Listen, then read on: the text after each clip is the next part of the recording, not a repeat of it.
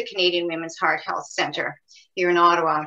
And the vision for the centre is providing leadership in the development, the implementation, and evaluation of cardiovascular prevention and management strategies in order to improve women's cardiovascular health. And the centre is really committed because they really want to ensure that everyone becomes more aware of how heart disease and the risk of heart disease has an impact on a woman and also on her community. So through advocacy, the Canadian Women's Heart Health Centre plans to transform the public's attitude into action by educating, empowering, and supporting individuals and also their communities. And we know by educating women, this we hope will increase their willingness, plus will increase their ability to take the appropriate heart health action in order to minimize and reduce the risk of heart disease. And the Canadian Women's Heart Health Centre was established on 3 thematic pillars. First one is on awareness. They realized it was important to increase the awareness of heart disease in women.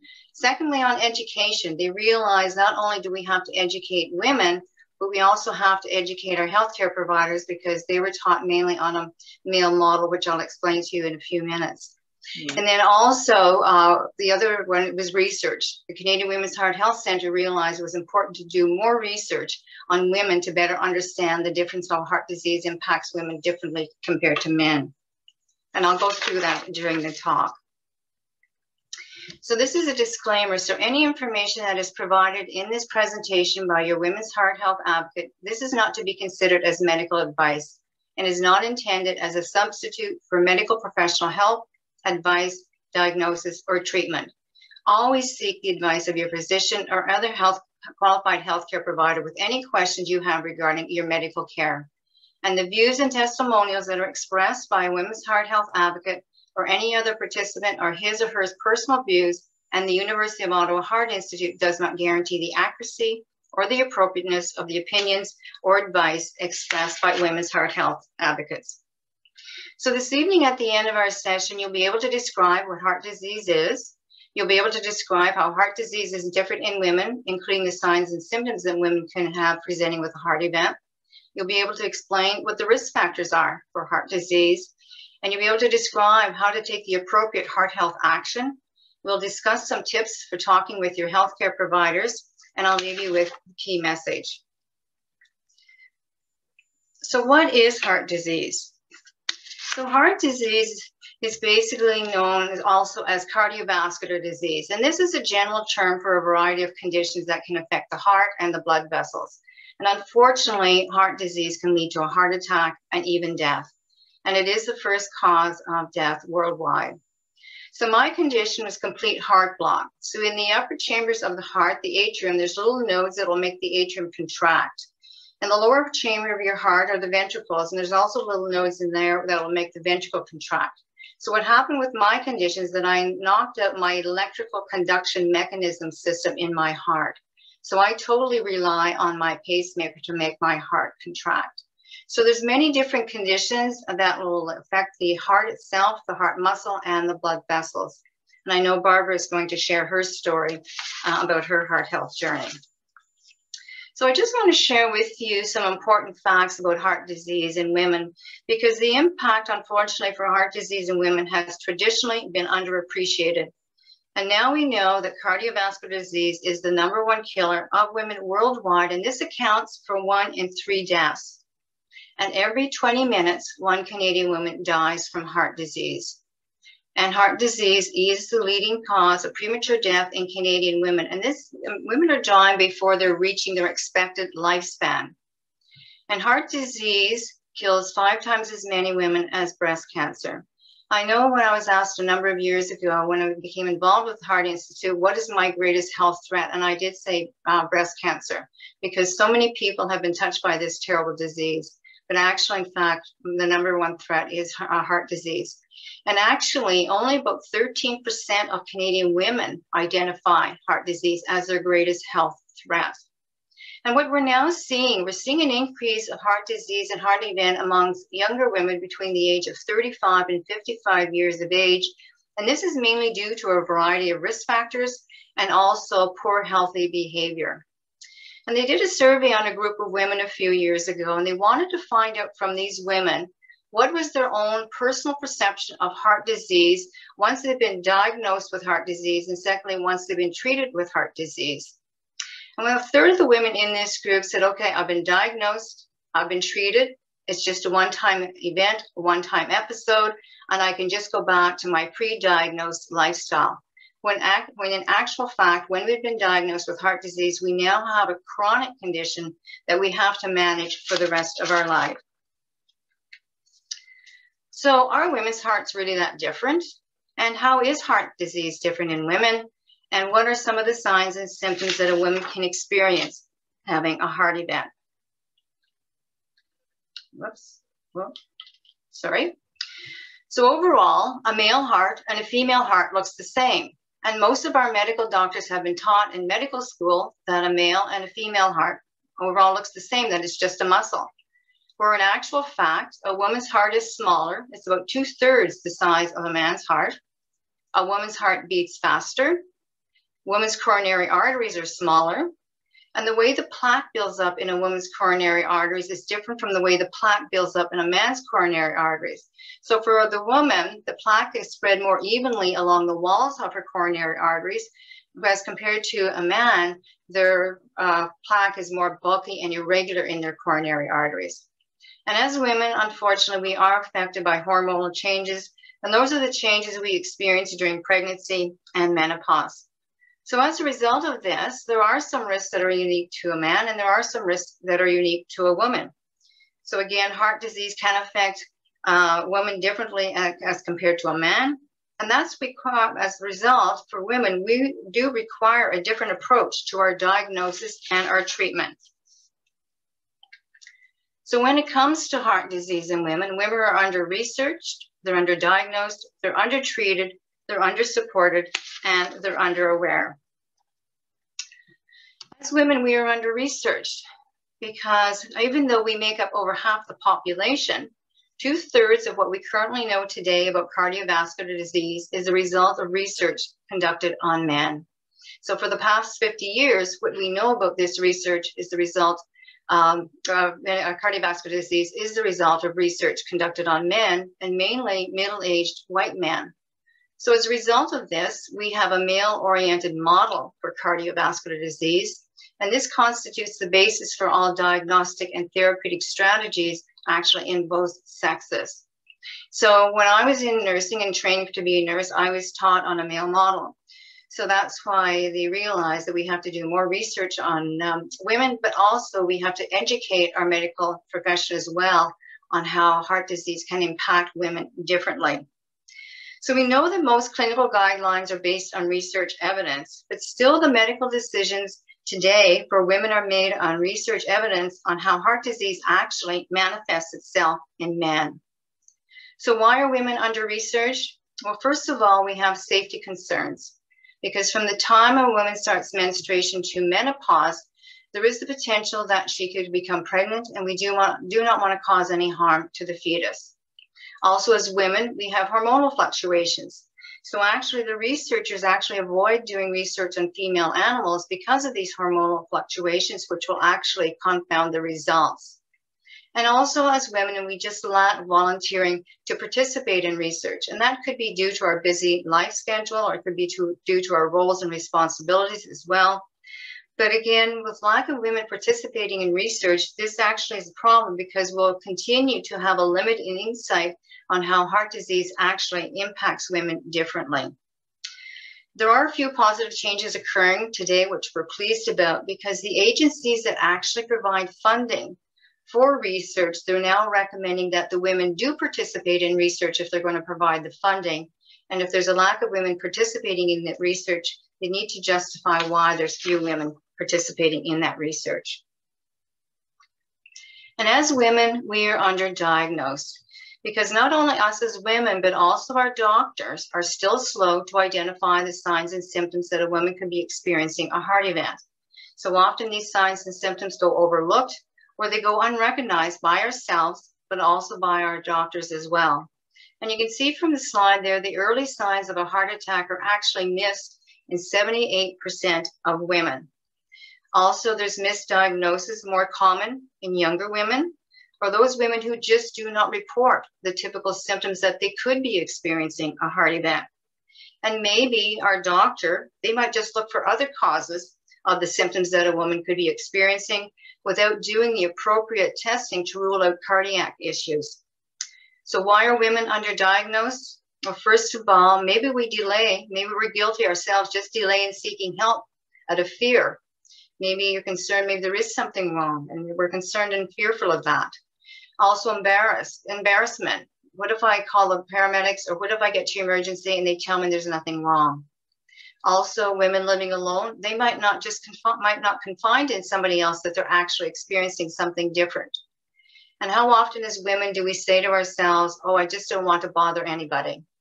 Right. And still today, there's that misinterpretation of the signs and symptoms that we could be experiencing a heart event. And this was interesting that I heard, because some women live with the looming signs of a heart event, a heart attack, up to a year before they have their event. And they just attribute these signs and symptoms that are experienced could be due to their stress in their busy lifestyle. So just remember these words: when in doubt, check it out. Please do not be embarrassed, afraid. Please check it out, because every minute is crucial. It's crucial for your survival and also to minimize any damage in your heart muscle. Can anybody tell me what could be some signs and symptoms of a woman presenting with a heart attack? Does anybody know some signs and symptoms of presenting with a heart attack? I know there's some nurses on this. Yeah. So me and Sophie, we're going to step back a bit. Yeah.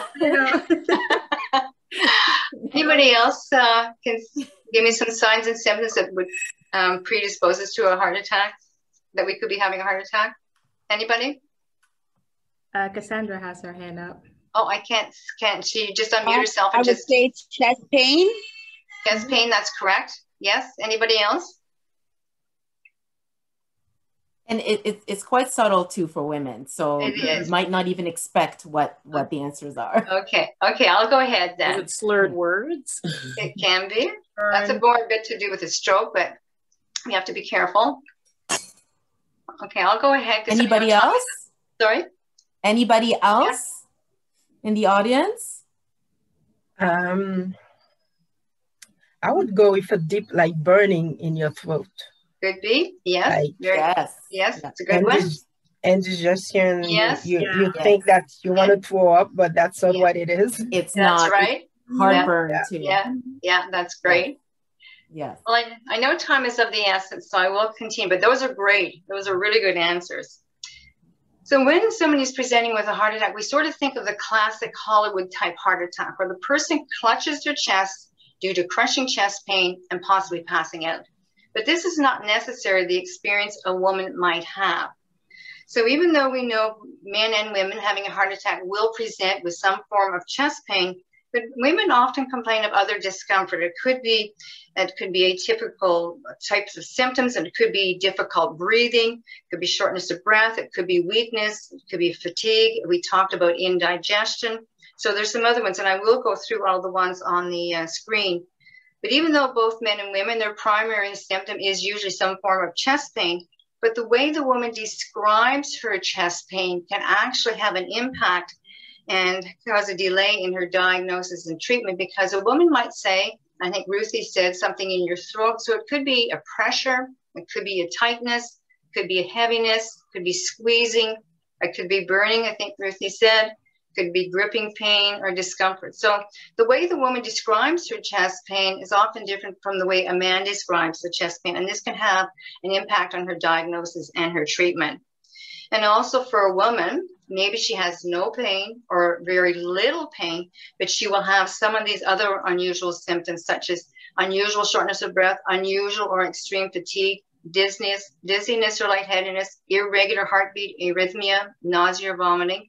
Again, we talk about the stomach pain, discomfort, and we talked about radiating pain from the chest to the neck, the back of the arm. So the way they will have other symptoms as well. And again, this can cause a delay in the emergency care that she does receive. So women also present sometimes with about 3 additional symptoms. But just remember that not everybody presents the same way. But if you are experiencing something different, please don't delay. And please reach out and get proper help and speak to your doctor. So some good news, the doctors today are starting to become more and more aware that women will present with different symptoms as compared to men. But for the younger women, they still feel sometimes the symptoms they could be having could be attributed to anxiety, it could be attributed to heartburn or female issues. And again, this can cause a delay in getting the appropriate aggressive treatment. So my symptom that I had was unusual shortness of breath for about a week before I passed out.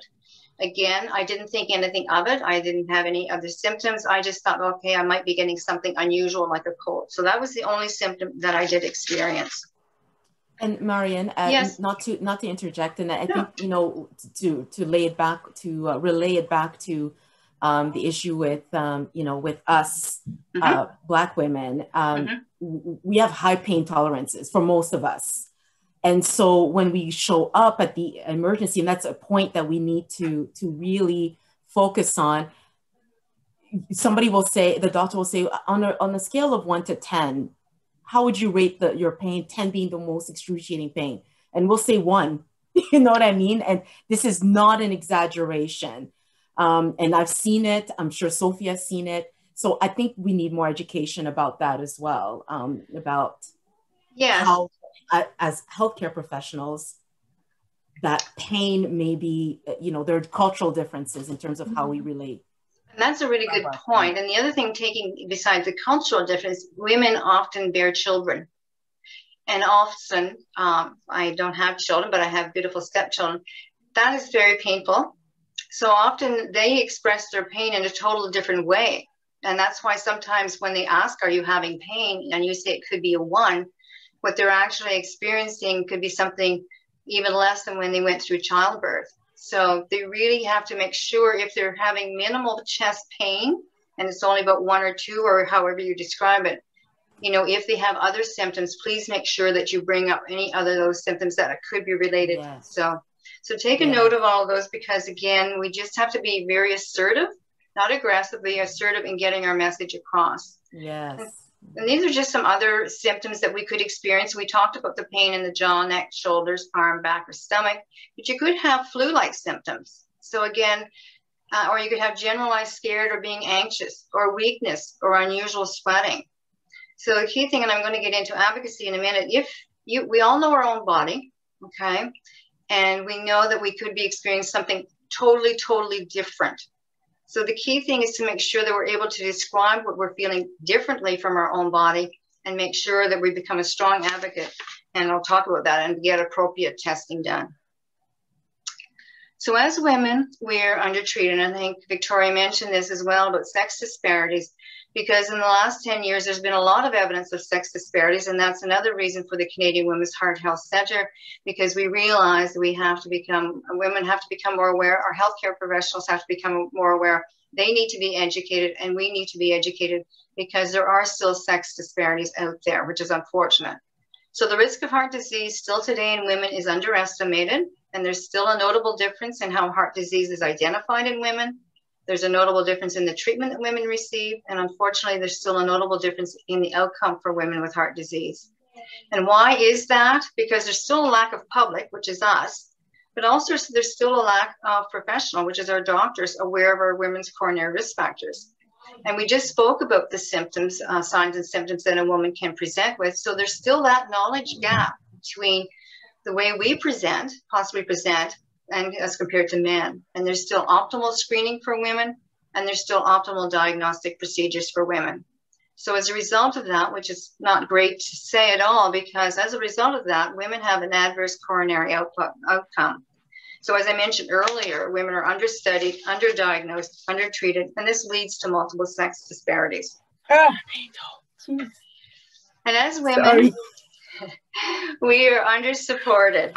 So after a person has been diagnosed with heart disease, cardiac rehabilitation is strongly recommended. And cardiac rehabilitation consists of a number of programs such as exercise, proper healthy eating, healthy lifestyle counseling, psychosocial support. And people that complete cardiac rehabilitation, they actually have a better quality of life, and they function much better. But as you can see on the screen, women are 50% less likely to participate in cardiac rehabilitation, and that's quite high. So why is that? Well, first of all, maybe there's a lack of the physician signing the referral form. So for myself, when I was diagnosed with complete heart block, I wasn't referred to cardiac rehabilitation. The doctor didn't sign the referral form. Also for women, when they've been diagnosed with a chronic disease, often we experience different emotions such as anxiety, some depression, stress. We might have unusual extreme fatigue, sleep deprivation. Also, as a woman, the first thing we get home, we think, okay, I'm the primary caregiver. I have to start looking after my family. If it's a young woman, the first thing they think about, okay, when can I get back to work? How quick can I get out the door to get back to my job? Also, for women, sometimes we just lack that self-confidence in making healthy lifestyle changes. And still today, women also feel that heart disease is not a great threat to them. And as women, how often do we put ourselves last? You know, we put our career, our home, our spouse, even our pets before our own needs. And that's not, we are not supposed to, we need to look after our health, because the majority of us women, we hold the greatest influence over our family's heart healthy behavior. So we have to be healthy, and we have to basically lead a healthy lifestyle, because then the rest of our family will benefit as well. And as women, we are underaware, and that's why it's important to increase this awareness. So in 2014, there was a Canadian survey conducted on over 1,600 women. And what they wanted to find out from these women, what was their perceived knowledge versus what was their actual knowledge of the risk of developing heart disease. But they also wanted to find out the women's knowledge and her awareness about heart disease and heart health. They wanted to find out what was a woman's attitude, what was her value, what was her beliefs related to heart disease and heart health. Also, what was a woman's motivation to seek health information or care? Or did she have any barriers preventing her from seeking health information or care? So as a result of this survey, they realized there were substantial gaps between a woman's perceived knowledge versus her actual knowledge of her risk of developing heart disease, and notably risk factors such as high blood pressure, high cholesterol, diabetes, and smoking. And actually over 60% of the women in this survey were already at a high risk of developing cardiovascular disease because of their medical risk factors. These women actually perceive their risk to be low or moderate. So what are the risk factors for heart disease, and how can we take the appropriate heart health action? So a risk factor is a behavior or a condition that will increase a person's chance of developing a disease. So first of all, we need to be aware of what are all of our risk factors that could predispose us to heart disease. And what are my own personal risk factors? Do I have risk factors myself? And what are they?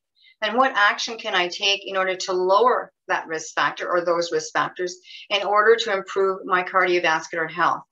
And here's another really interesting fact. Risk factors for cardiovascular disease are present as early as age 20, which I thought was a very young age. I didn't realize that.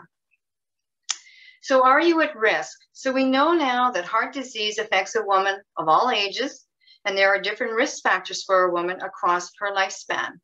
So first of all, now that we know cardiovascular risk factors can be present as early as age 20, we really have to educate the young adults in our life for healthy eating habits and being physically active. So it has to start at a very young age, and it actually comes from us. So it's important that we lead a healthy lifestyle.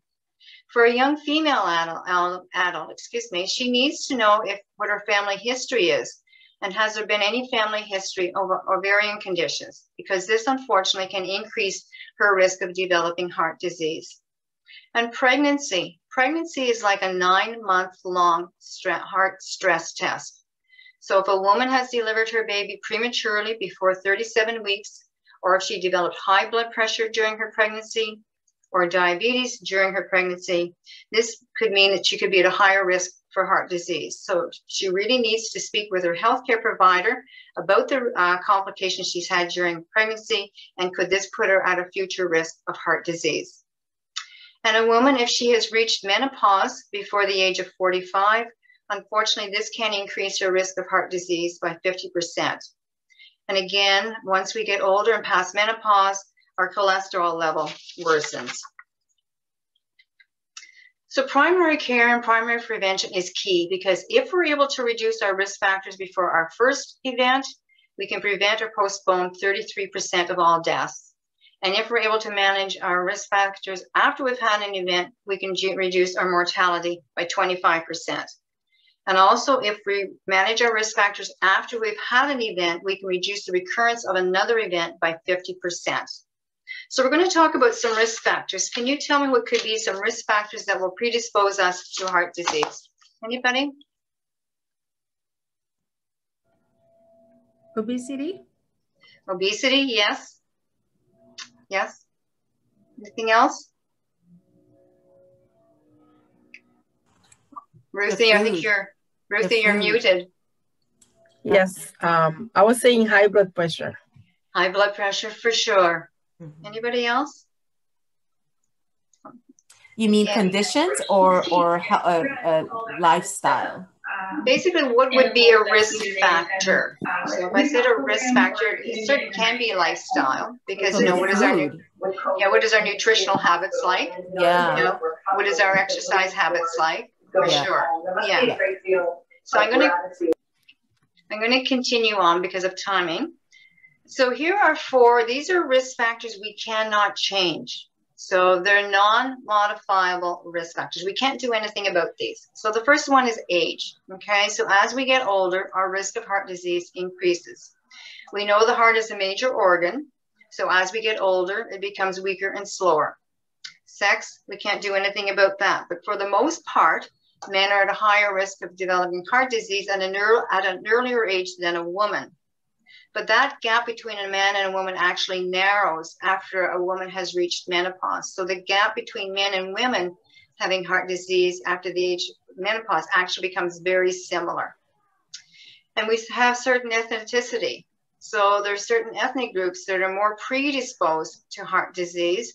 And that's because of their genetic makeup or their environmental influences. And again, you likely know of these groups. And again, we have indigenous people, African descent, and Asian descent. And they have a really higher prevalence in these groups of high blood pressure and diabetes, unfortunately. And I'm sure everybody has heard of family history. So if you have somebody in your family, you have a family history of heart disease, this is actually a really strong indicator of our personal risk of heart disease.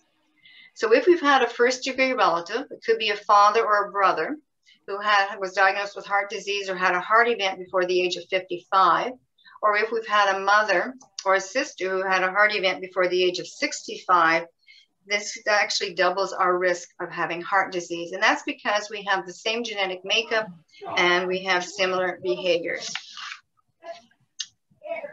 So somebody has mentioned these risk factors. So here are risk factors that we can change. They're within our control, and they're called modifiable risk factors. So here's the good news about heart disease.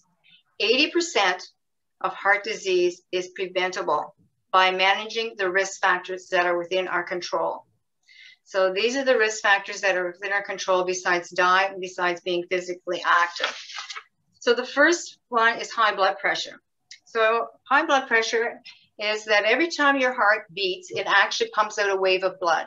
And this blood actually travels throughout your body and pushes on the walls of your arteries. And this force this force is known as blood pressure, not high blood, just blood pressure. So you're getting the pressure on the arteries. This is known as blood pressure. So if a person has high blood pressure, actually also known as hypertension, our heart works harder. We can cause damage to our arteries. We can cause scarring on the walls of our arteries. We can actually cause a buildup of plaque in our arteries. Our arteries become stiffer, reduce blood flow, and therefore, unfortunately, contribute to heart disease. And I'm sure you've all heard that high blood pressure has also been referred to at times as the silent killer, because people often do not know they have high blood pressure because they do not experience any symptoms. So the key thing is really to make sure that when you're speaking to your healthcare provider, you ask, what is your blood pressure and is this normal for my body type? Because unfortunately, high blood pressure can double or even triple our risk of heart disease and stroke. And the next risk. And Marian, like you said, I'm so sorry to interject. No. And like you said earlier, you know, people are as young as 20 exhibiting the risk factors. So it's really important that you know, I'm wondering though, so are we supposed to start educating high schoolers? We're going to do that, and yes, we are, both. Okay. So with the Canadian Women's Heart Health Alliance, one of our mandate is actually to get into the schools, yes. Okay. So with a health background and anybody's background, we need to really educate our young adults, for sure, for sure. And if you look around at yourself, I'm sure you see some unhealthy young adults. I know I see them, which is kind of disturbing. Yes, so a very good point, for sure, yeah.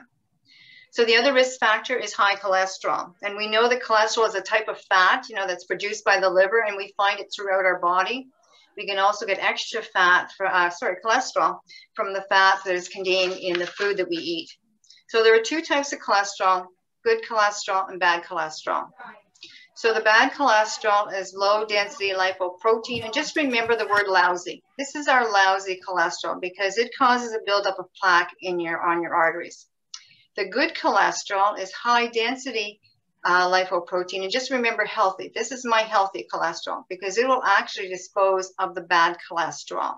So again, when you're seeing your doctor, ask for some blood work to be done and just say, can you check out what my cholesterol level is doing? I just would like to know. And these are all facts and things that you want to write down when you're speaking with your doctor. And the third risk factor is diabetes.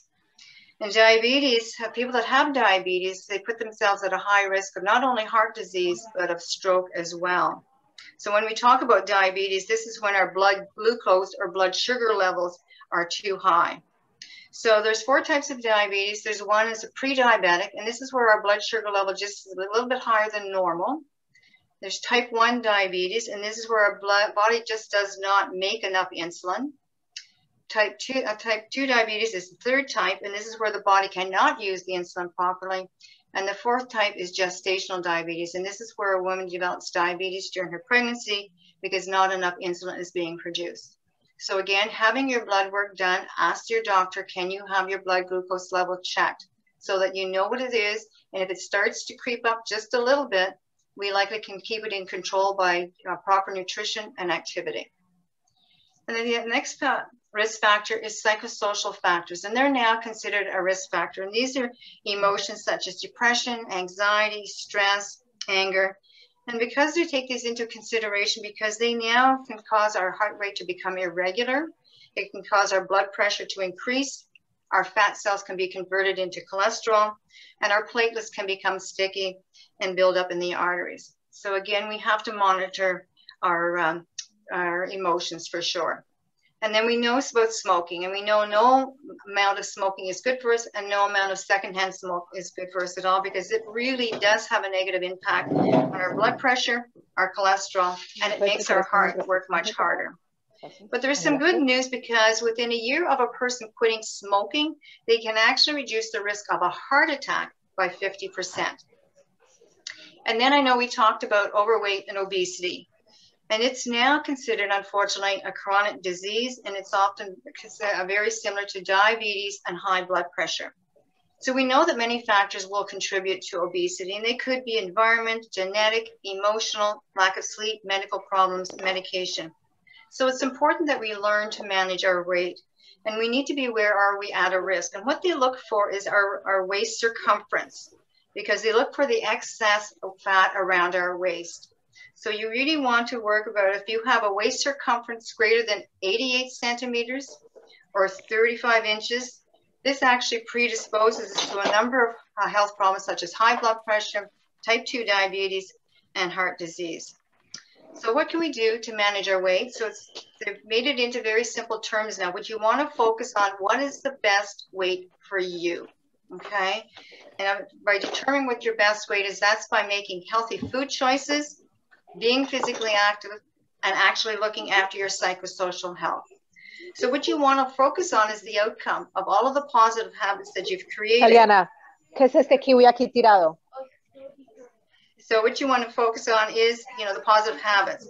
So when we talk about a best weight, that's the weight that you're able to maintain still a healthy lifestyle and also still enjoy yourself. I know we're going to do questions at the end. I just want to keep me on time, Victoria, okay?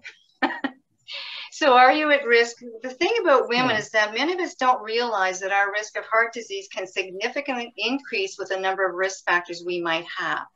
So if we have one risk factor, that equals to 2 times our risk of developing heart disease. 2 risk factors equals to 4 times our risk of developing heart disease. And 3 or more risk factors, that equals to 10 times our risk of having heart disease. So it's now recommended for men and women over the age of 40 to have a complete cardiovascular risk assessment done at least every 5 years. So what can you do to take the appropriate heart health action? Well, first of all, if you know you have risk factors, it's really important that you start as soon as possible to manage those risk factors. And make small little changes because they'll all add up. And just set realistic goals for yourself and learn to reward yourself at the end for your successes. So I have 10 tips here on healthy eating, 10 tips for exercise, and 10 tips for emotional and stress. What I'm going to do is I'm going to send these 10 tips to the leading ladies of Ottawa. And what you can do is share them with people. And I'm also going to give the website at the Heart Institute where I got these off. But when it comes down to managing our risk factors, as much as it can be challenging, it comes down to eating healthy. It comes down to proper exercise. And if you can increase your exercise from 150 to 200 minutes per week, and also moderate to a more moderate intensity exercise, that's great. But it comes down to those 2 factors, plus here are 10 tips to manage your emotional health, because we talked about psychological health being a risk factor, and also 10 tips to manage our stress. If we're able to really focus on these 4 things and eat healthy and be healthy, we'll be able to manage our risk factors within reason. And I'll share those with them. Sorry, Mary. I just want to ask you guys to just mute yourselves, just to allow the speaker to speak so we can hear the speaker. Okay, thank you. Thanks, Victoria. So I want to share with you some tips for talking with your healthcare provider. So it's really important as women, we have a good partnership with our doctor. And really what is kind of sad, the doctors have often mentioned that very few of their office visits ever talk about cardiovascular disease prevention. So if there's a lack of communication between ourselves and our doctor, that means it can lead to a decrease in knowledge about our risk factors, and also can decrease knowledge in how we can manage those risk factors. And here's what's quite alarming, is that only about 38% of women ever discuss with their doctor cardiovascular prevention methods. So what can you do? So here are some key points for talking with your healthcare provider. So the key thing is to prepare for your visit. So you want to write down everything that you have concerns. And you could have a list of 5 or 10 items. So make sure you've written them all down.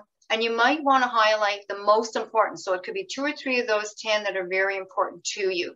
And if you're going to see the doctor in person, you might want to hand that list to him and say, I'd like to discuss all of these before I leave. And they might look at your list and there could be something else that they want to discuss as well.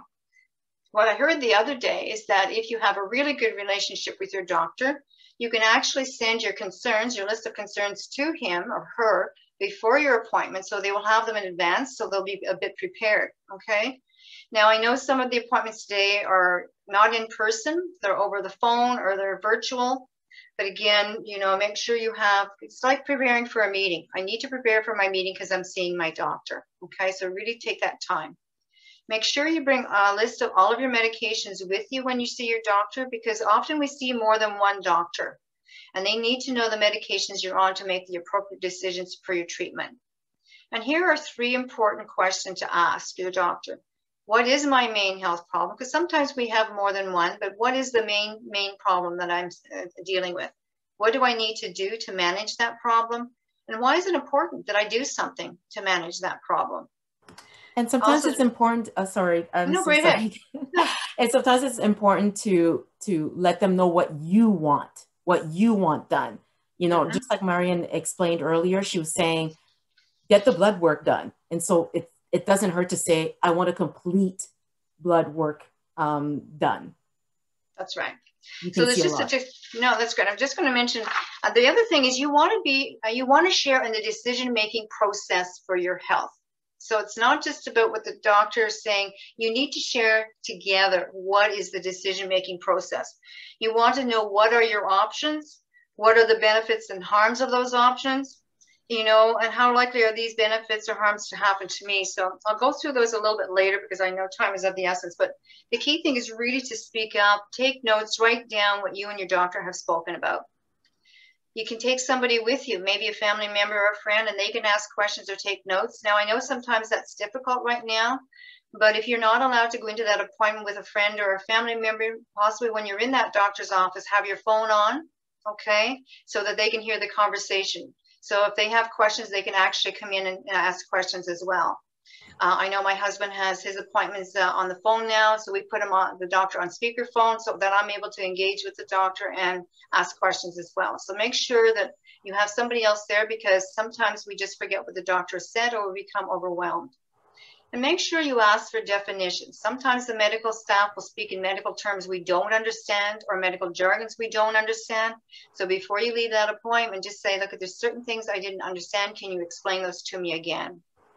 And you want to recap before you leave that meeting, you know, so you want to tell your doctor what you plan to do, when you plan to do it, and how you'll go about doing it.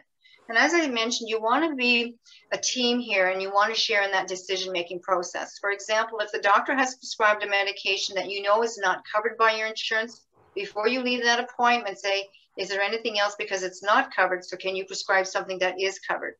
If the doctor has said, you know, I would like you to walk 2 blocks a day or 2 blocks 3 times a week, but maybe you have other limitations that you can't do that. So you might say, look, would it be okay if I walk half a block 3 times a week or once a week? So how can you work together to share in that decision-making process? And then when you get home, if you have any questions, certainly follow up with an email or a call back. Now, Marian, I will have to, Cut me off? to stop you right there. Yes, Okay. just so that we can have the ladies that we have with us tonight, just to share it in a bit of their story, and then Sure. we can move on to the question and answer session. So we have Rutni here. Hi. Can I interrupt you 1 second, Victoria? Oh, yes, Can you yes, take go me? ahead. Can you take me off sharing then, so I can close my?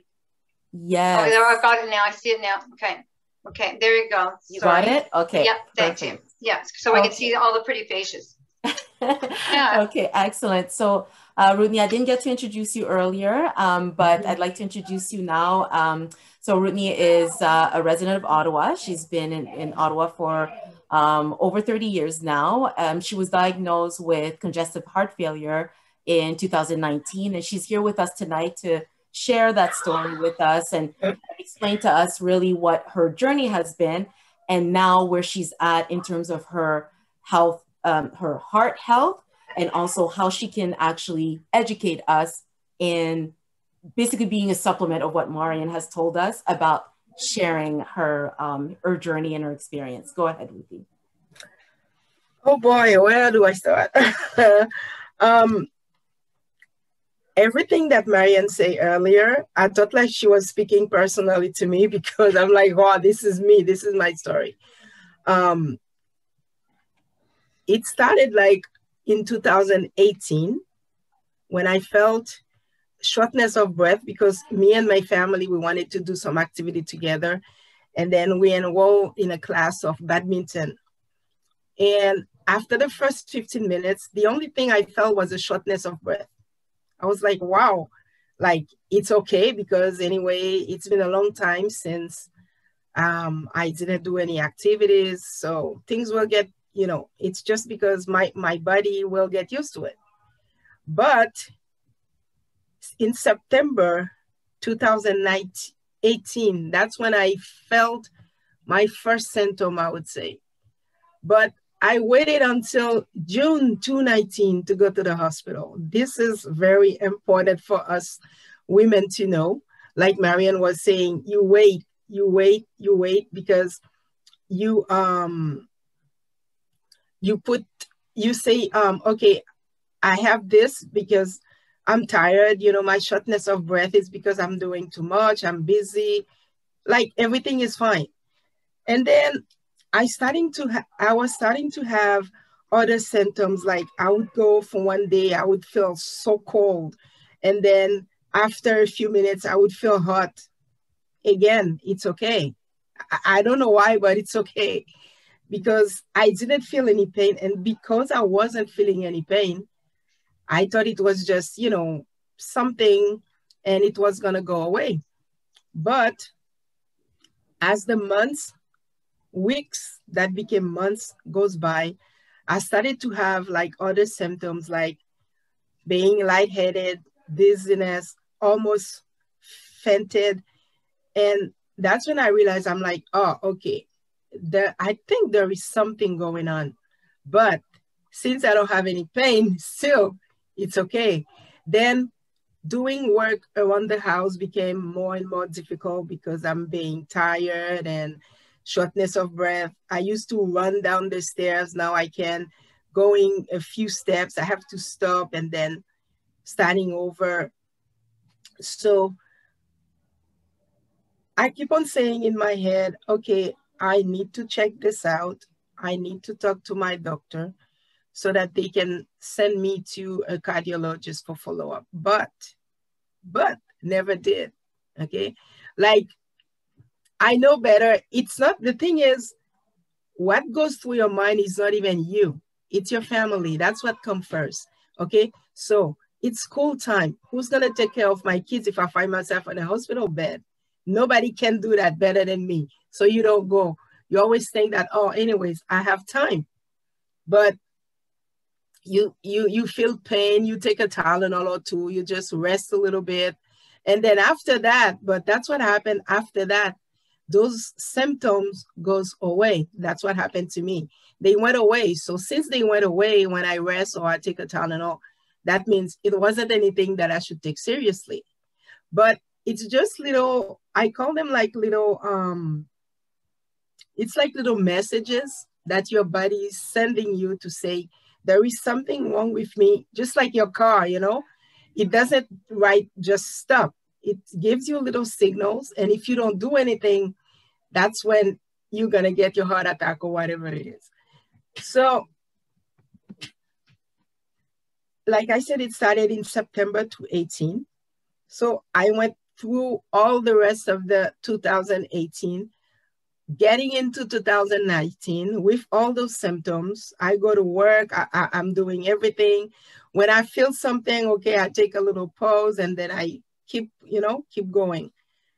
And then until the month of June 2019, I felt like a weird pain, but it was like on the right side of my chest going to my back. It was like staying there.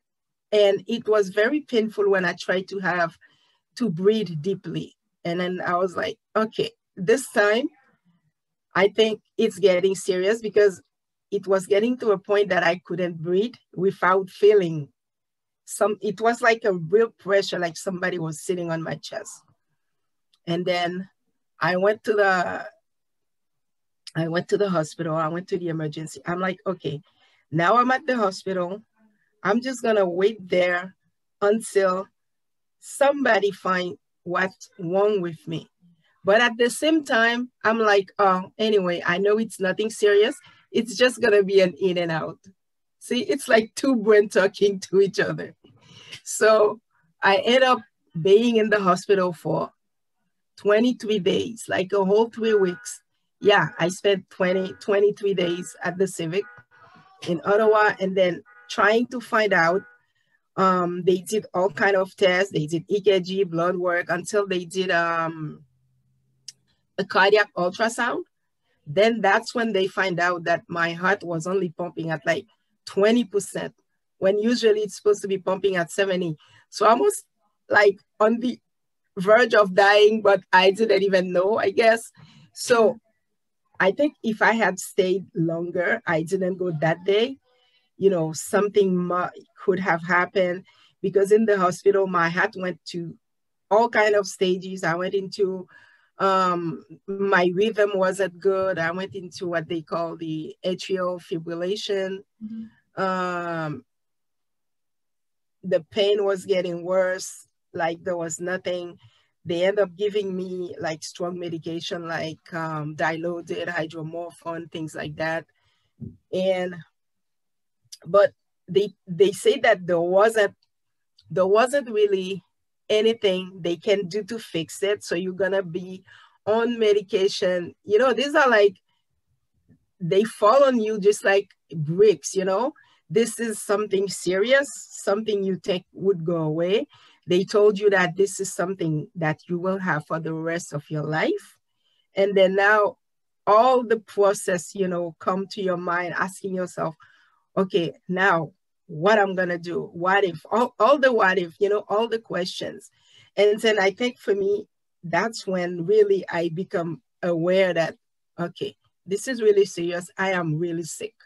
So there is something that needs to be done. And on top of that, they discover at the same time, because I also have an autoimmune disorder. I was taking prednisone at the hospital. They also discovered that I'm diabetes. I'm diabetic. So that's two things in one, you know, that's gonna stay with me forever. You have to manage a bunch of things, medication, diet, and everything. So Whitney, I have a question for you. Like, you did say that once you were at the hospital, that's when they found out that you have diabetes and all the other stuff. So was that like diagnosed after the fact that they realized that you had heart issues? Yes, it was diagnosed after. It was diagnosed after. But I always knew that I was at risk for high blood sugar. But I used to check my sugar at home because both my parents are diabetic. So I'm like, okay, there's probably no chance for me not to catch it. But so another question is, given the fact that, you know, as women, just like you said, you were not feeling well, but you kind of like pushed it, you know, just on the side saying that, okay, I'll wait just to take care of my family instead of going.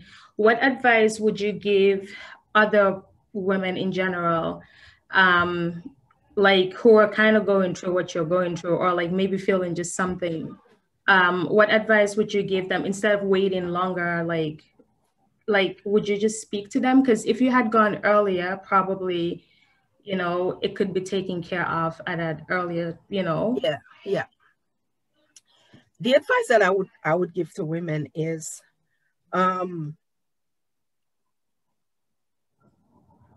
we as women, we took a lot of responsibilities on your shoulder, you know, on our shoulders.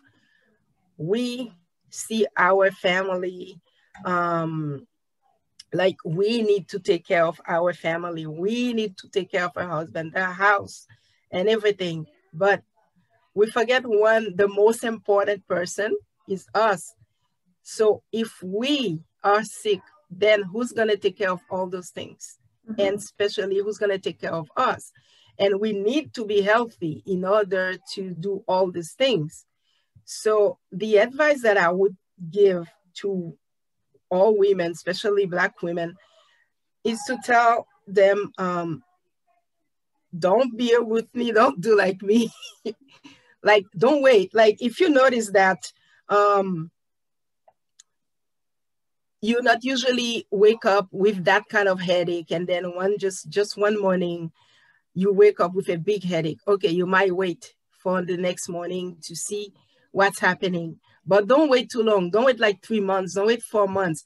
Take an appointment with your doctor and then tell them, okay, this is what I've experienced. It's the first time it happened.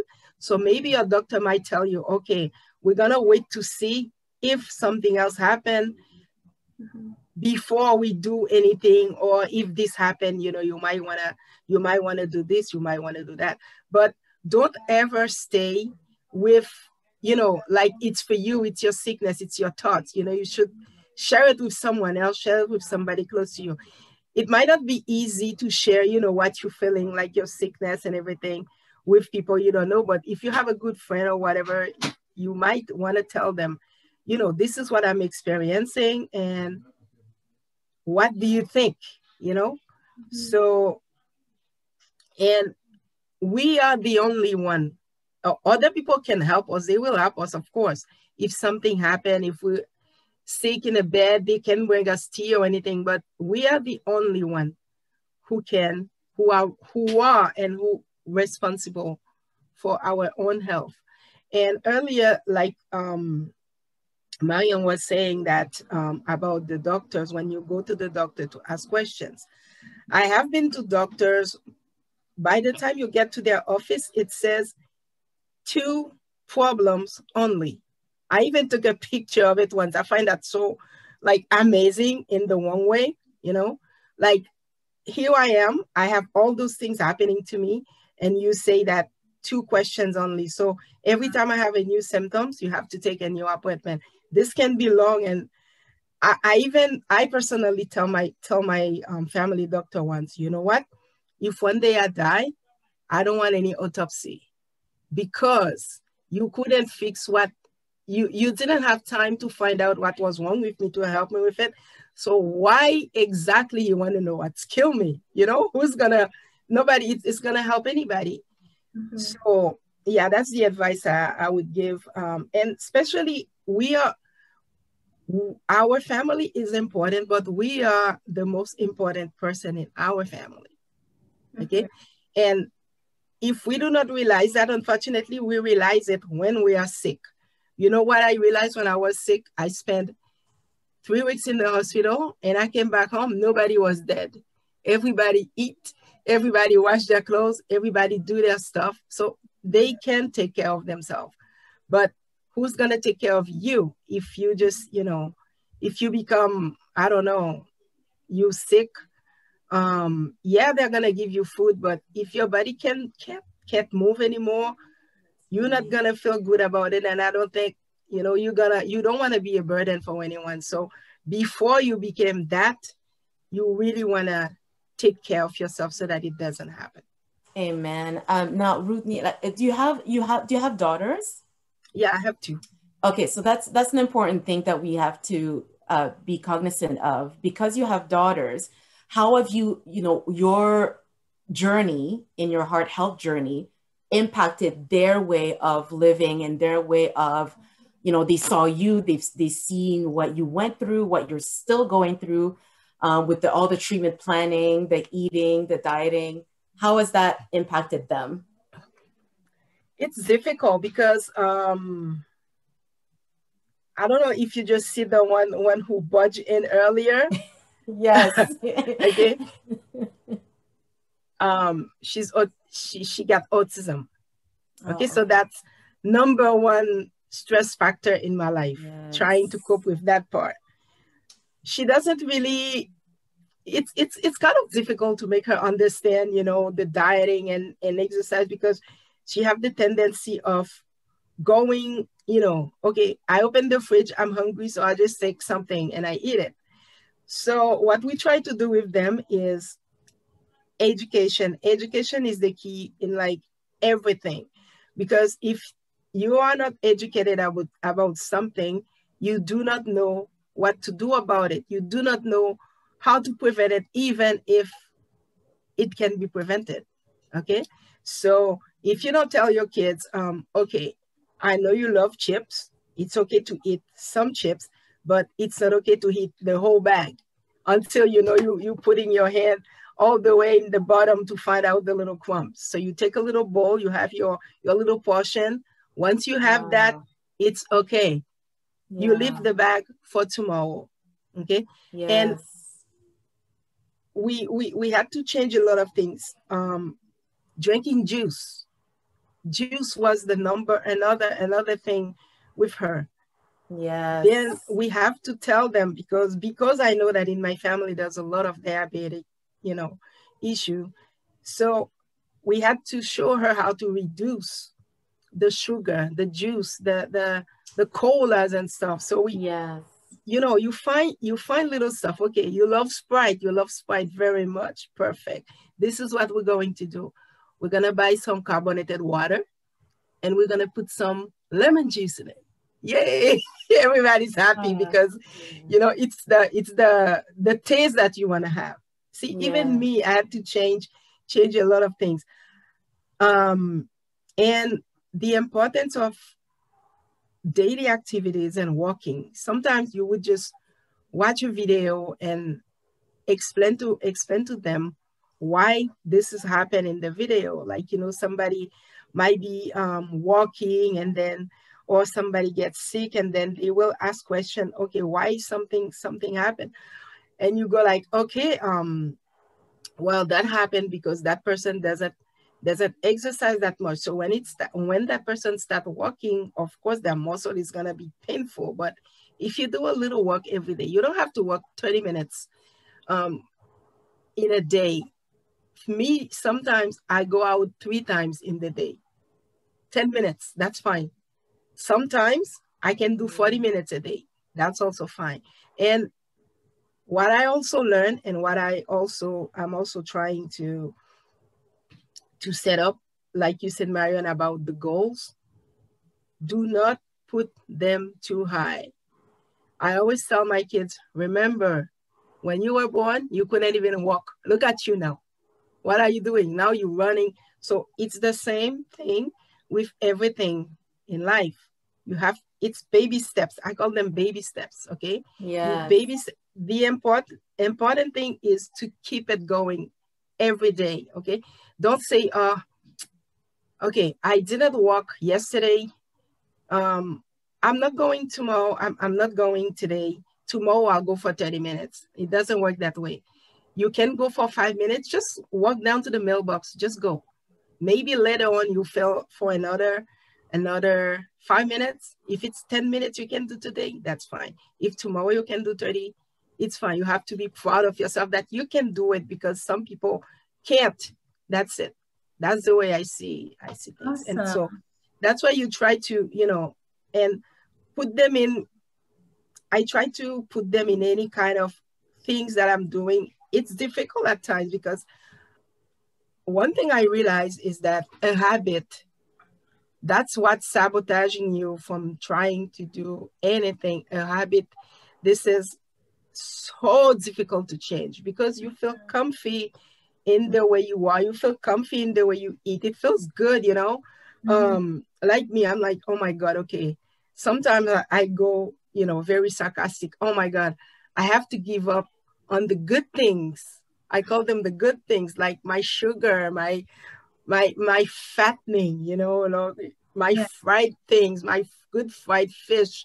But I'm like, hey, okay, I'm doing it for me and also for my family.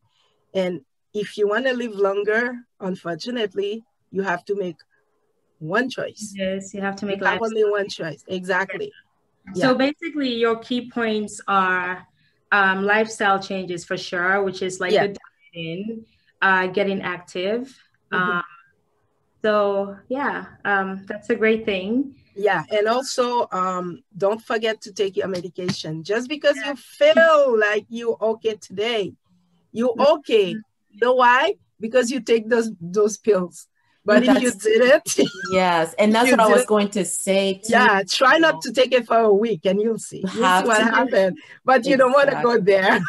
Yeah, well, that's why we're going to, you know, hear Barb's story right now, because I know, you know, with her story being young, she's in her mid-30s, right? And so it's really important that medication, unfortunately, is needed. It's part of the treatment goal. So, you know, Barbara, tell us a little bit about yourself and tell us your journey. So I am a mother of 3. I have been working in the government for 15 years now.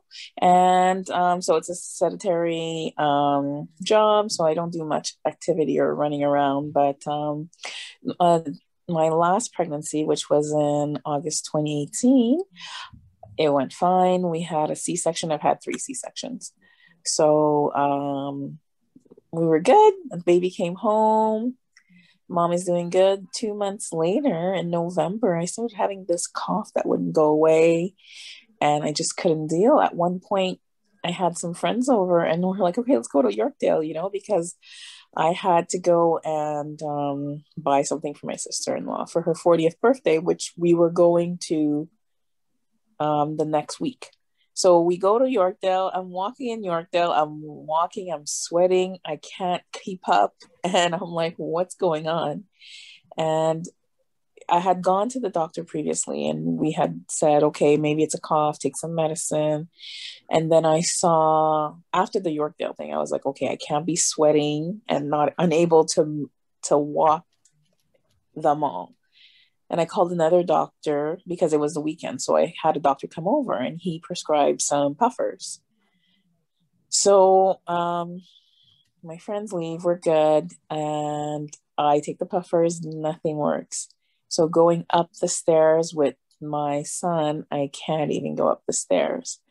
And it's like taking me forever just to climb the stairs, which I do every day usually. So I'm like, okay, at this point, I'm home alone with the 3 kids. And over here, a little bit of history, it's only the 5 of us. And so pack up the kids and then go to my doctor's. And she goes, okay, well, I'm not understanding. Your heart rate's really low and you need to go to the emergency. So I call up my husband. I'm like, meet me at the GO station, drive myself to the GO station.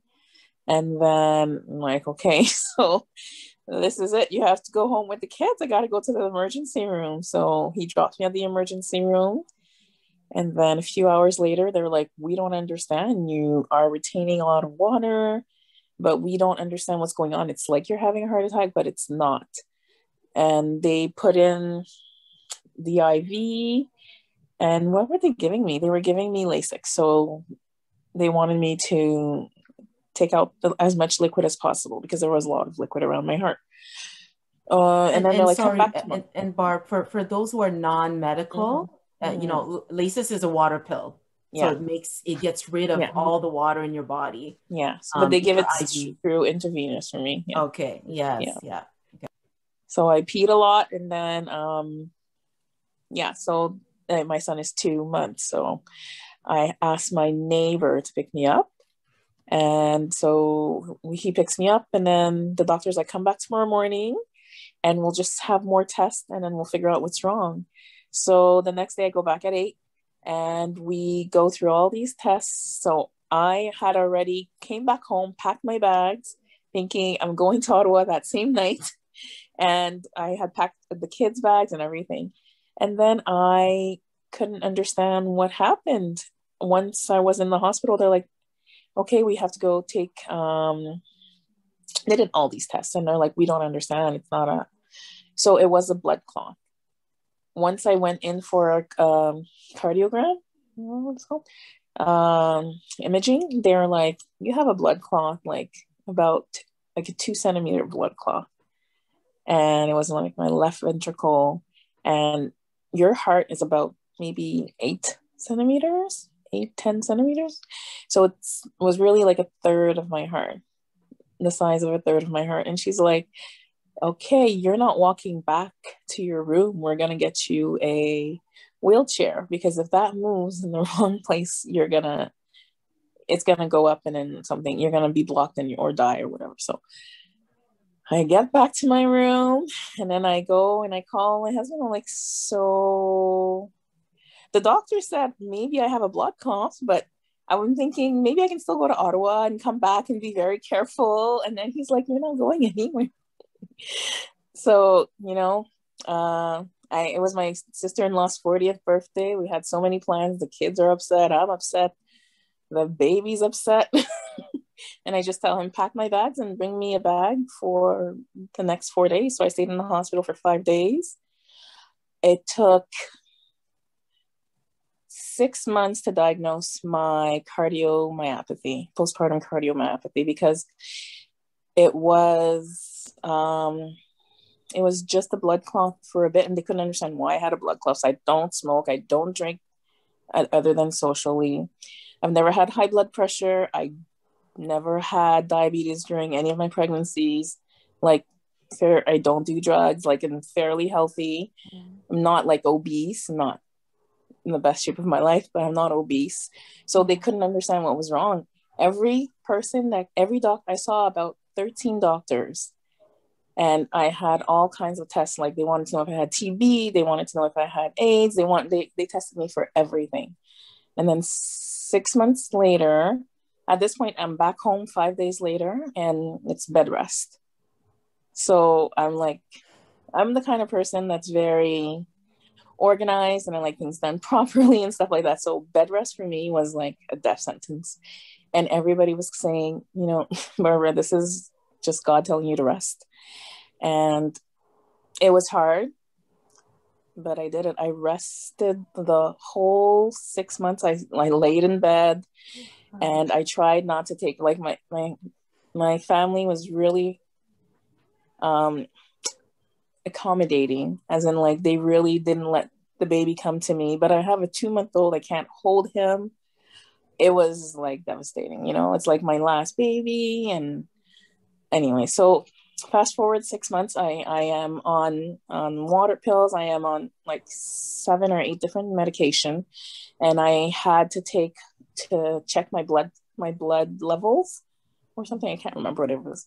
I was on these pills and I had to go every week to get a blood test.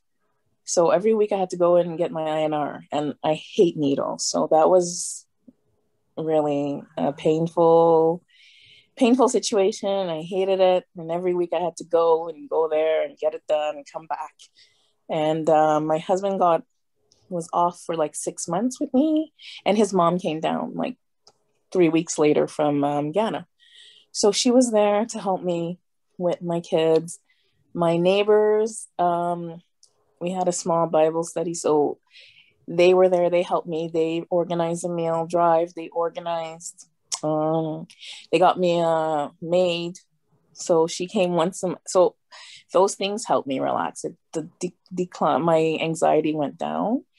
And then finally I went to a cardiologist at Toronto General. And then I had another cardiologist close to home. I had somebody that was checking out my lungs. I had a doctor for every part of my body. So I could not keep up. My agenda was so full. I was always at some kind of appointment. And, you know, I couldn't hold my son, which was like the most devastating thing for me. And my girls, they were just, you know, I tried to be strong. That's the thing. You try to be strong so that they don't see you cry. They don't see you in pain. They don't feel what you're feeling. And I think that's, as women, we should allow ourselves to be vulnerable, to be hurt, to feel what we're feeling, you know? Yeah. So I put on a brave face. And then in June 2019, my cardiologist, he recommended, I had 3 cardiologists, but he recommended I get a defibrillator / heart. What is this called again? A pacemaker / defibrillator. Yeah. So what Marian has, except mine has a defibrillator in it. So if my heart goes, it will kind of shock me back to life. Wow. And now it's been 2 years. It's been a year since my defibrillator. My defibrillator was very painful, only because I had a son. And my 8-month-old was climbing and I had to hold him. And I know they said, you can't hold your child. He's like, you can't hold a baby past like 14 pounds or something ridiculous. And I had a big baby. So I was like, okay. And of course I'm holding my kid. And then, so I think I didn't help with the healing process. So that's it. It's healed now. I'm not looking forward to changing it, but I have a defibrillator. I'm still on 5 of the 20 medications I was on before, and I'm living life. You know? And these medications are lifelong medications. So far, yeah. So far, yes. So, you know, thank you so much, Barb, for sharing your story. Thank you for everyone, Marian, Ruthney, Sophie, everybody. Now, Sophie, I just wanted to, she'll, you know, take over the question piece. I think there's a few questions in the chats that Sophie will discuss. And then after that, we'll talk about the prize. But I do want to thank our participants, our audience as well, for being there tonight with us. I'll move it to you, Sophie. Awesome, thank you. So Marian, there's a question here that says, could heart disease be revised?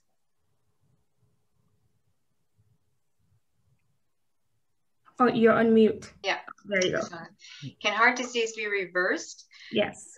No, because once we've been diagnosed, we do have a chronic condition, but what we can do is manage it and bring down any of those risk factors that we might have to within some normal region.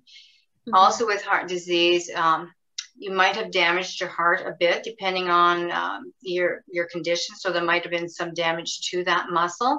So again, it's hard for anything to be reversed or repaired. You just have to manage your symptoms, managing those risk factors itself, because it cannot be reversed. We have now a chronic disease that we're going to have to manage for the rest of our lives, whether it's on medication, nutrition, exercise. We just have to learn to manage it. So no, it cannot be reversed. Okay. And one more question for you, Marian, is, sorry, just bear with me. Is it? Okay, so what are the initiatives that the Women's Heart Health Center is working on for heart health for Black women specifically? Are there anything? Well, we are working towards that. So that's a very, very good question, because we do know there's certain diverse groups that are more predisposed to heart disease. So with the Canadian Women's Heart Health Center, we've had 3 Canadian Women's Heart Health Summits. And in 2018, out of that, the Canadian Women's Heart Health Alliance was formed. And in that alliance, we are working towards working with these diverse groups that are more predisposed to heart disease, and how can we get them to be educated about how looking after themselves and why are they more predisposed. So one of the programs that I'm on with the Canadian Women's Heart Health Alliance is actually speaking to women with like yourselves, Asian and Indigenous women, and what is it that we need to bring to you to educate you to move forward to look after your health. And also what we really would like is that some of these cultures would come forward to do to put themselves volunteer for research, so we can find out more and more about their heart health and their lifestyle, so that we can incorporate that into further education for these groups. So we're working towards that, because in the Canadian Women's Heart Health Alliance, we have an advocacy group, and I'm involved with that, and part of it is education and being involved with diverse groups and learning more so that we can work together. And also we have training and education, because we need to educate our healthcare providers as well as ourselves. We have a knowledge and translation group as well, and we have health sciences and policy. So we are working, but we need to get more information out there and learn more about how you're predisposed to it. So we're working there. We're gradually, because that is part of our diverse group to work there. Yes.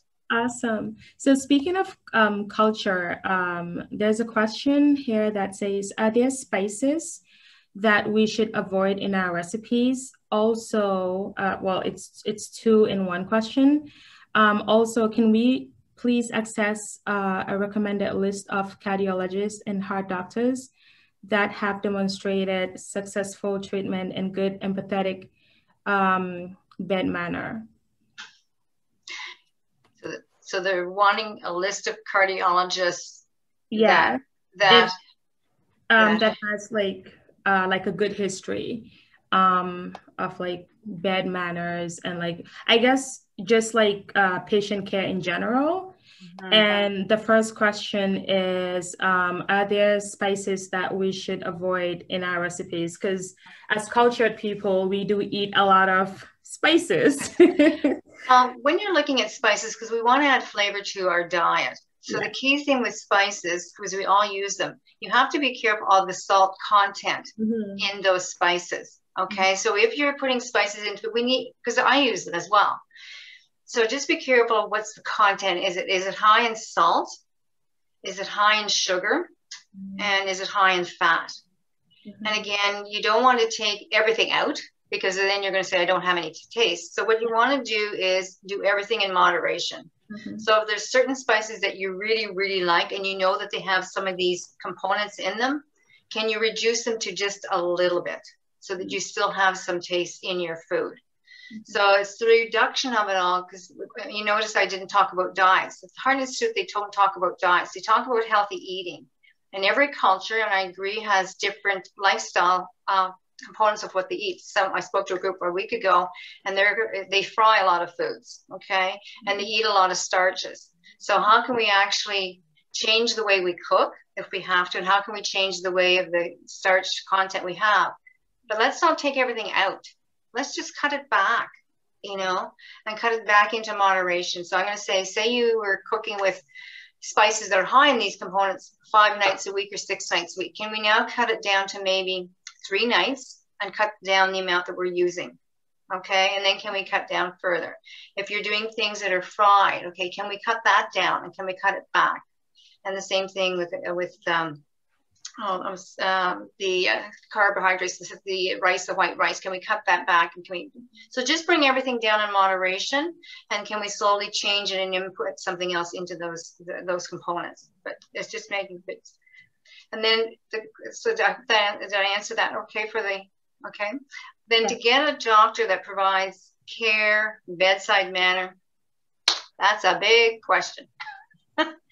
What you might want to do is talk to people. Mm-hmm. You know, who is Ruthie's doctor? Who is Barbara's doctor? Who is Victoria or Sophie's doctor? You know, maybe talk to other healthcare providers that you might know in an institution, you know, and who would you recommend? I still do that today, you know, and I've been out of the institution and bedside nursing a long time, but I will speak to other people that I know that are in the institution and say, well, I have this issue. Can you recommend anybody? So the biggest source is recommending is from other people that have had good results and good bedside manner and good patient care, and I will actually listen to you. Mm-hmm. So that's one thing. And the other thing, if you're referred to somebody, I was referred, my husband and I had different doctors, different GPs. So I said, okay, enough, we might as well have the same doctor. So what I did, whether it's right or not, I booked an appointment with this woman. She's a GP. And basically she was interviewing me. And guess what I was doing? Interviewing her. And it was a comfortable meeting. Nobody was aggressive. Nobody was assertive. It was just, you know, I wanted to find out what her technique was in finding out solutions if we had a problem. If I had a problem, would she refer me to somebody else, or does she try to deal with the problem herself if it's out of her capacity? So the thing is, ask questions if you're going to meet a new doctor, and be prepared for, you know, to ask those questions. This is what I'm looking for in a doctor. These are my concerns. So basically, I hope that is able to answer, because, you know, to give you a name or a list of people, I don't have that, but it's mainly talking to other people. Yeah, that's quite specific, but that's really, really good insight. Thank you so much, Marianne. So, you know, we have about 2 minutes, and before we finish, I just wanted to let you know, Marianne has provided us a book as a prize for our participants. I believe that Sophie has the way to initiate how we're going to draw this prize. And I can show you what all of the prizes I have once you tell me. It's up to you, because I have them here. Okay. And it's one prize. It'll all be together. Yes, it will all be together. Yes, it's just one. Yeah. Okay, so it's just one, right? It's one. It's one package. Yeah. Okay. Yeah. Okay. So I'm gonna use Siri to choose between 1 to, I'll say 10. 1 to 10. Yeah. Yeah, 1 to 10. Okay. Let's see. Hopefully it works. Let's see. Siri, can you choose a number from between 1 to 10? So they have to choose first a number in their mind, though, right? Do they? I thought it was Siri choosing. Oh, okay. Okay, I'm gonna try again. Okay. Siri, can you choose a number between 1 to 10? Okay, so Siri chose 6. Can you guys see? Yeah. Okay, so I'm gonna check who is number 6. Just a second. So that's 1, 2, 3, 4, 5, 6. So number 6 is Jenny. Okay, that's good. Now, so Sophie or Victoria, you'll actually give me the coordinates for Jenny? Yes, well, yes. So Jenny, you're here? You can unmute yourself. Jenny, she's like, yay. Yeah. Yes, I'm here. Okay, Jenny. If you don't mind staying a little bit after, so we can get the coordinates from you and send it off to Marian so she can send you your gift. Perfect. Thank you so much. Jenny, do you live in Ottawa? Yes, I do. Okay. Well, once I get the coordinates, so I'm going to show you. This is the book that I just got on Tuesday from the lady I report to at the Heart Institute, and she's going to be giving these books out to all of the volunteers that are involved with women's heart health. So this is Voices of the 21st Century. It's resilient women who rise and make a difference. And it's a bestseller. And I just briefly looked through it, and it looks like there's all diverse groups of women in this book. So I just got that. So that you'll be receiving that. Also, I have a Canadian Women's Heart Health Center mask, and there is a filter inside. So it's a great mask. I have one, I wear it all the time. And I have a pin, Her Heart Matters, because on February 13th, every year, is an awareness campaign for women's heart health. And it's right across Canada. So we held our third year in February this year. And I'll be sending the resources to Sophie and Victoria. So there's a website, Wear Red Canada.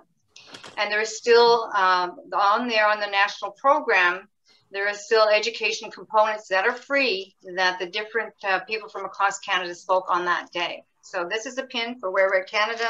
And then this is a pen, which are very good pens, for Her Heart Matters. So the pin says Her Heart Matters. And this is the pen that says Her Heart Matters. So that'll be in your package. So that's the gift that if you can get the coordinates to me, I'll be glad to give to Jenny. For sure, okay, for sure. Perfect. Thank you so much. Well, congratulations, Jenny. Yeah, thank you. And so thank you so much for participating. Thank you, Marian. Thank you, Rudney and Barb. Thank you so much, ladies, for sharing your stories tonight.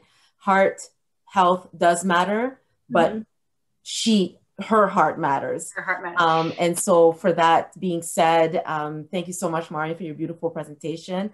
For any of you who have any questions for Barb, Rudney, or Marian, feel free to email us at leadingladiesottawa@outlook.com, and we'll relay the questions to them and we'll get back to you with them. So always feel free to email us at any time so that we can relay that to them. Marian, yes? And also, if anybody knows, if any of the other people in your group want more talks on women's heart health, I'm going to be glad to do that. So if you know of anybody, certainly go through Leading Ladies Ottawa. I'd be glad to coordinate that, which would be great, because I do want to get the message out and share with all diverse groups as well. And I was trying to write a thank you to Barbara. I think I fell short on doing that. So Barbara, thank you for sharing your story. I want to wish you all the best as you continue on your journey. For sure. Our thoughts and prayers go out to you. And Ruthie, I forgot to mention that my ejection fraction, I noticed you both mentioned it, my ejection fraction at the beginning was 12%. And now I am at 23. Great. Good. Yeah. Great. So, that's great. you know, Good getting for up you. there. That's good. You're doing the right things. You're doing the right things. Oh my God. And Ruthie, we spoke a number of times on the phone. I never did meet you. So again, thanks for sharing your story. And stay healthy and well. But again, overall, I really want to thank Leading Ladies of Ottawa and Leading Ladies Canada for inviting me in to share information on women's heart health. So thanks, everybody, and I appreciate being part of this lovely group, just beautiful group. Thanks so much. Thanks, guys. Have a good night, everyone. Good night. So I'll get the coordinates later from Sophie and Victoria, okay? Yes, we will, yes. Okay, so I'll hang up. Jenny, stay behind, please. Okay, thanks again. Okay, Thank you. Bye. Bye. Bye. We're just gonna wait till We'll wait for Jenny. Yeah. Okay. And then Miss Odie's still there. Miss Odie?